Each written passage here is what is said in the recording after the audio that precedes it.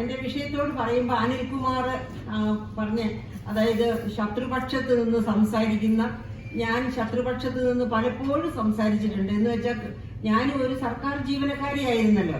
അപ്പൊ ഞാൻ എനിക്കെതിരായിട്ട് സംസാരിക്കുമോ? തീർച്ചയായിട്ടും ഇല്ല. പെൻഷൻ കൊണ്ടാണ് ഞാനും ജീവിക്കുന്നത്. പെൻഷൻ ഒരു മാസം നിന്നു പോയാൽ എന്റെ അടുപ്പിലും തീ പുകയില്ല. അതുപോലെ ഞങ്ങൾ അക്യുമുലേറ്റ് ചെയ്തിട്ടൊന്നുമില്ല.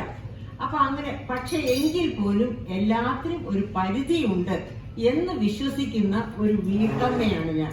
ഒരു കുടുംബം നന്നായി കടക്കണിയിൽ വീഴാതെ പോകണമെന്നുണ്ടെങ്കിൽ എങ്ങനെ വരവ് ചെലവുകൾ കൂട്ടിമുട്ടിച്ചു പോകണം എന്ന് നന്നായിട്ട് അറിയാവുന്ന ഒരു വീട്ടമ്മ കൂടിയാണ് ഞാൻ.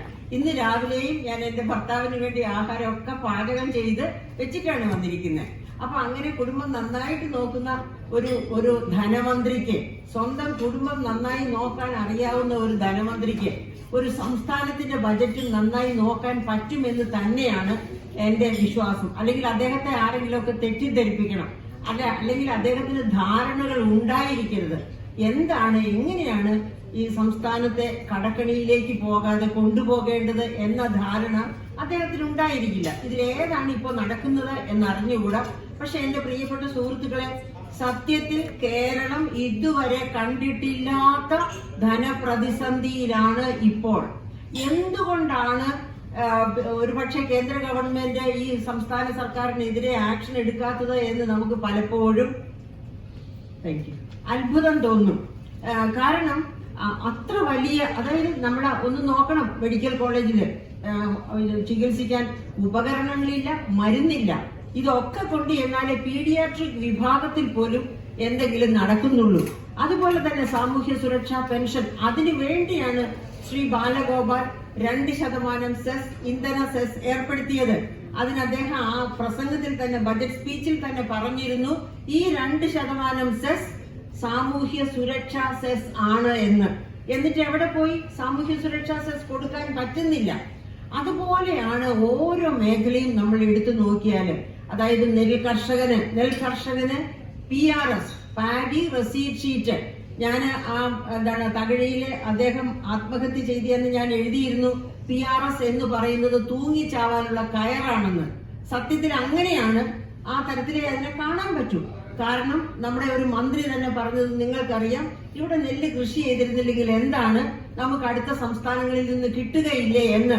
പ്രിയപ്പെട്ട സുഹൃത്തുക്കളെ, അന്നം ദൈവമാണ് എന്ന കാര്യം അറിയാത്ത ഒരാള് മന്ത്രി കസേരയിൽ ഇരിക്കുന്നു എന്നുള്ളത് തന്നെ അപമാനകരമാണെന്നാണ് ഞാൻ പറയുന്നത്. അപ്പൊ അങ്ങനെയുള്ള ഒരു കാലഘട്ടത്തില് ഈ അദ്ദേഹം പറഞ്ഞല്ലോ, പിന്നെ അടുത്ത സംസ്ഥാനത്ത് ഇല്ലേ എന്ന് നിങ്ങൾക്കറിയാം. ഭക്ഷ്യസുരക്ഷാ ആക്ട് UPA ഗവൺമെന്റ് 2013 കൊണ്ടുവന്ന ആക്ടാണ്. ആ ആക്ട് എങ്ങനെ കേരളത്തിൽ നടപ്പാക്കാമെന്ന് പ്ലാനിംഗ് ബോർഡിൽ ഒരു കമ്മിറ്റി ഫോം ചെയ്തപ്പോൾ ആ കമ്മിറ്റിയിൽ ഞാൻ ഉണ്ടായിരുന്നു. അതുകൊണ്ട് ഞാൻ നന്നായിട്ട് ആക്ട് പഠിച്ചതാണ്. അതിലെന്താണ് പറഞ്ഞിരിക്കുന്നത്? ധനപ്രതിസന്ധി അല്ല ഈ പറയുന്നത് കേട്ടോ. ഇത് ഇവിടെ നടന്നുകൊണ്ടിരിക്കുന്ന സംഭവങ്ങളെ പറ്റി ഞാൻ ഒരു ചുരുക്കപ്പട്ടിക പറഞ്ഞതാ, പെട്ടെന്ന് ഓർമ്മപ്പെടുത്താൻ. അപ്പൊ എന്താണ് പറഞ്ഞത്? 68% ജനങ്ങൾക്ക് പ്രതിസന്ധി ഉണ്ടാകുന്ന ഘട്ടത്തിൽ ആഹാരം അവരുടെ അവകാശമായി കണ്ട് ഭക്ഷ്യധാന്യങ്ങൾ, 5 തരം പയറുവർഗ്ഗങ്ങൾ ആ ആക്ടിൽ പറഞ്ഞിട്ടുണ്ട്. പയറുവർഗ്ഗങ്ങൾ, എഡിബിൾ ഓയിൽ, ഭക്ഷ്യ എണ്ണ, ഇത്രയും സാധനങ്ങൾ ഫ്രീ ആയിട്ട് കൊടുക്കണമെന്നാണ് ഭക്ഷ്യസുരക്ഷാ ആക്ട് അനുശാസിക്കുന്നത്.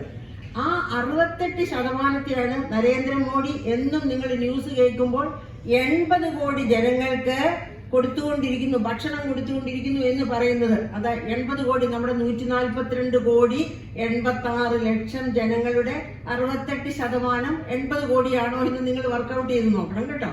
നിങ്ങൾ ആരും എന്നേക്കാൾ ഒട്ടും ബുദ്ധി കുറഞ്ഞവരല്ല, ഒരുപാട് പേർ എന്നേക്കാൾ ബുദ്ധി കൂടിയവരാണ്. അത് തന്നെയല്ല, പ്രായം കൊണ്ട് എന്റെ ബുദ്ധി അസ്തമയത്തിലേക്ക് നടക്കുന്ന അവസരത്തിൽ നിങ്ങളുടെ ബുദ്ധി പൂർവാധികം ശക്തി പ്രാപിച്ച് ഓടിക്കൊണ്ടിരിക്കുകയാണ്. അപ്പൊ അതുകൊണ്ട് വർക്കൗട്ട് ചെയ്തോളാണ് ഞാൻ പറഞ്ഞത് കേട്ടോ. അപ്പൊ അങ്ങനെ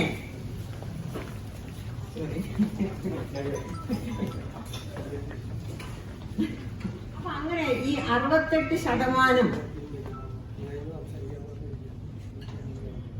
പ്രിയപ്പെട്ട സുഹൃത്തുക്കളെ, നമുക്ക് നമ്മുടെ ടോപ്പിക്കിലേക്ക് പോകാം കേട്ടോ. നമ്മുടെ നേതാക്കന്മാർ അവിടെ ഇരിക്കട്ടെ, അവരുടെ നിങ്ങളുടെ ശ്രദ്ധ പോയിക്കൊള്ളട്ടെ, അതിന് വിരോധമില്ല. പക്ഷെ കോൺസെൻട്രേഷൻ ഞാൻ പറയുന്നതിലായിരിക്കണം എന്നെനിക്ക് നിർബന്ധമുണ്ട്. കാരണം ഞാനൊരു ടീച്ചറായിരുന്നല്ലോ എപ്പോഴും. എപ്പോഴും ഞാൻ ടീച്ചറായിരുന്ന സമയത്ത് ഇവിടുത്തെ വളരെ പ്രശസ്തരെ ഞാൻ പഠിപ്പിച്ചിട്ടുണ്ട്. എന്റെ കണ്ണ് എപ്പോഴും ഇങ്ങനെ റോമിങ് ആയിരിക്കും. എവിടെയെങ്കിലും ആരെങ്കിലും ഉറങ്ങുന്നുണ്ടോ, ആരുടെയെങ്കിലും ശ്രദ്ധ പാടുന്നുണ്ടോ ഉണ്ടെങ്കിൽ അവളെ ഞാൻ പൊക്കിയിരിക്കും. അതാണ് എന്റെ സ്വഭാവം. അതുകൊണ്ട് പ്രിയപ്പെട്ട സുഹൃത്തുക്കളെ, കാരണം ഞാൻ തയ്യാറെടുത്ത് വന്നത് നിങ്ങൾക്ക് വേണ്ടി, നിങ്ങൾ ആവശ്യപ്പെട്ടത് കൊണ്ടാണ്. നിങ്ങൾ ഇവിടെ സമയം ചെലവഴിച്ചിരിക്കുന്നത് എന്തെങ്കിലും പ്രയോജനം കിട്ടാനാണ്. അതുകൊണ്ടാണ് ഞാൻ പറഞ്ഞത് പ്ലീസ് ബി ഓക്കെ. അപ്പൊ ഭക്ഷ്യസുരക്ഷ ആക്ട് എന്താ പറഞ്ഞത്? ഞാൻ 2 പ്രധാനപ്പെട്ട കാര്യം അവിടെ നിങ്ങളെ ഓർമ്മപ്പെടുത്താനാണ്. എപ്പോഴും നമ്മളിങ്ങനെ കോണ്ടാക്ട് ചെയ്യില്ല. അതുകൊണ്ട് അതായത് 68% ജനങ്ങൾ, ആ 68% ജനങ്ങൾക്ക് ഞാൻ നേരത്തെ പറഞ്ഞുള്ള ഭക്ഷണം അവരുടെ അവകാശമായി കണ്ടുകൊടുക്കണം. ഈ കോവിഡ് വന്നപ്പോ എന്താ സംഭവിച്ചത്? ആ 68% ജനങ്ങൾക്കുള്ള ഭക്ഷ്യധാന്യങ്ങൾ, പയറുവർഗ്ഗങ്ങൾ, എഡിബിൾ ഓയിൽ ഇത്രയും കേന്ദ്രത്തിന്റെ ചെലവിൽ വന്നു. എന്നിട്ട് ഇവിടെ സംസ്ഥാന ഗവൺമെന്റ് എന്ത് ചെയ്തു? കേന്ദ്രത്തിന്റെ ചെലവിൽ ഇവിടെ വന്ന വസ്തുക്കൾ കിറ്റും കമ്മ്യൂണിറ്റി കിച്ചണുമാക്കി. ആരാണ് കമ്മ്യൂണിറ്റി കിച്ചൺ നടത്തിയത്? ഇവിടുത്തെ കുടുംബശ്രീ വനിതകൾ. അവരെ കൊണ്ട് അത് കമ്മ്യൂണിറ്റി കിച്ചൺ ആക്കി കിറ്റ് ഉണ്ടാക്കിച്ചത് റേഷൻ കടക്കാരെ കൊണ്ട്. എന്നിട്ട് അവരിപ്പോഴും പറയാണ് 40 കോടിയിലധികം രൂപ കുടിശ്ശിക കിടക്കുകയാണെന്ന്.